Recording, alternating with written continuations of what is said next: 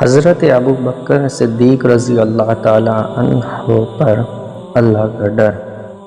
حضرت ابو بکر صدیق رضی اللہ تعالی عنہ جو باجمع اہل سنت و انبیاء کے علاوہ تمام دنیا کے آدمیوں سے افضل ہیں، اور ان کا جنتی ہونا یقینی ہے کہ خود حضور اقدس صلی اللہ علیہ وسلم نے ان کو جنتی ہونے کی بشارت دی، بلکہ جنتیوں کی ایک جماعت کا سردار بتایا، اور جنت کے سب دروازوں سے ان کی پکار اور بلاوے کی خوشخبری دی، اور یہ بھی فرمایا کہ میری امت میں سب سے پہلے ابو بکر جنت میں داخل ہوں گے۔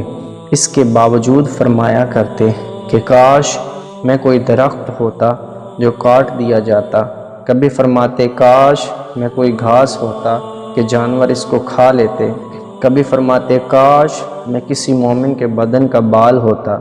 ایک مرتبہ ایک باغ میں تشریف لے گئے اور ایک جانور کو بیٹھا ہوا دیکھ کر ٹھنڈا سانس بھرا اور فرمایا کہ تو کس قدر لطف میں ہے کہ کھاتا ہے، پیتا ہے، درختوں کے سائے میں پھرتا ہے، اور آخرت میں تجھ پر کوئی حساب کتاب نہیں۔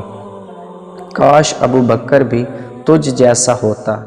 ربیعہ اسلمہ کہتے ہیں کہ ایک مرتبہ کسی بات پر مجھ میں اور حضرت ابو بکر میں کچھ بات بڑھ گئی، اور انہوں نے مجھے کوئی سخت لفظ کہہ دیا جو مجھے ناگوار گزرا۔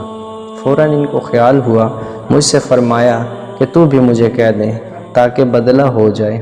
میں نے کہنے سے انکار کیا تو انہوں نے فرمایا کہ یا تو کہہ لو ورنہ میں حضور صلی اللہ علیہ وسلم سے جا کر عرض کروں گا۔ میں نے اس پر بھی جوابی لفظ کہنے سے انکار کیا، اور وہ تو اٹھ کر چلے گئے۔ بنو اسلم کے کچھ لوگ آئے اور کہنے لگے یہ بھی اچھی بات ہے کہ خود ہی تو زیادتی کی اور خود ہی الٹا حضور صلی اللہ علیہ وسلم سے شکایت کریں۔ میں نے کہا تم جانتے بھی ہو یہ کون ہے؟ یہ ابو بکر صدیق ہیں۔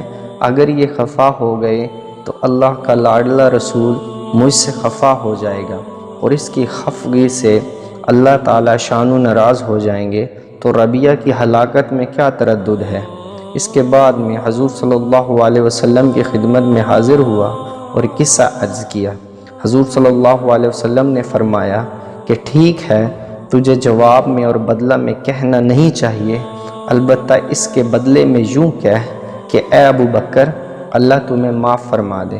فائدہ میں لکھتے ہیں یہ ہے اللہ کا خوف کہ ایک معمولی سے کلمہ میں حضرت ابو بکر صدیق کو بدلے کا اس قدر فکر اور اہتمام ہوا کہ اول خود درخواست کی اور پھر حضور صلی اللہ علیہ وسلم کے واسطہ سے اس کا ارادہ فرمایا کہ ربیعہ بدلہ لے لے۔